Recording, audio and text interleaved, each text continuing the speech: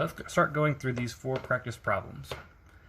If you remember from the laws that we learned yesterday, we had said that if we are multiplying 2 things with the same base, we end up adding their exponents together.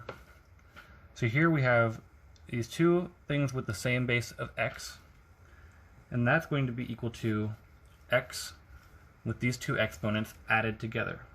So -4 plus 4. We can go ahead and simplify that. -4 plus 4 equals 0. And so that would give us x to the power of 0. If you look back at the first law that we learned today, x to the power of 0 would give us 1, because anything to the power of 0 is always equal to 1. We can apply a similar rule to number 2. We're multiplying things together that have the same base. So we know that that's going to be equal to that base with these exponents added together. And so here we have 2 plus -8 plus 2. 2 plus -8 plus 2 equals -4. So that would give us 15 to the power of -4. And now we have a negative exponent.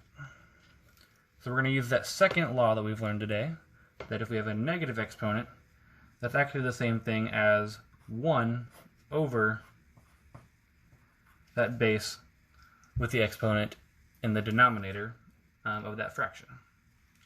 So instead of 15 to the power of -4, we would have 1 over 15 to the power of 4.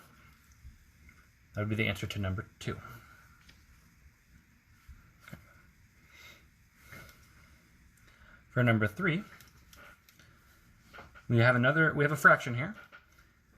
So on the numerator, we have 3 to the power of 14. On the denominator, we have 3 to the power of 8 and 3 to the power of 6. I'm going to start by simplifying this denominator.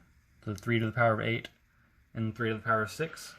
That would be equal to 3 to the power of 8 plus 6.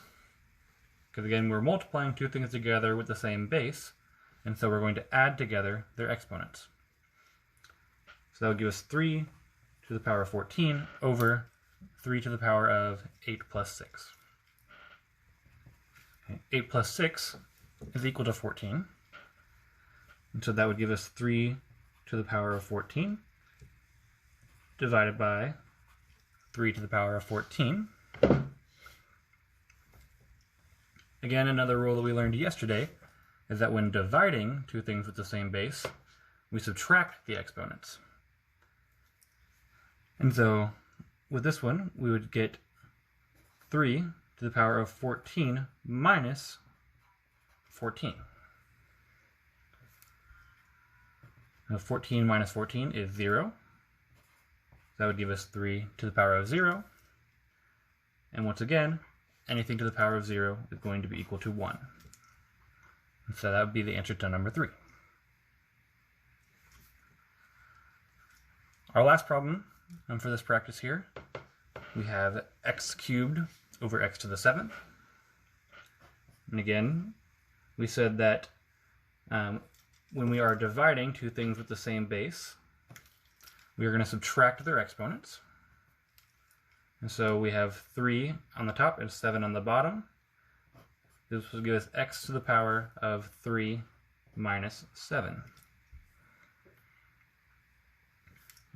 3 minus 7 is equal to -4. And so that would give us x to the power of -4. And with our second law we use today, if we have a negative exponent, we're going to turn it into is 1 over the base and the exponent in the denominator. So that x to the power of -4 will turn over 1 over x to the 4th power. That is the end of our notes for the day. So make sure that you do have all of these written down, and that you have completed your notes from yesterday as well as the Desmos activity, and then The substitute will give you the homework once you have finished those things. Good luck, and I will see you in our next class.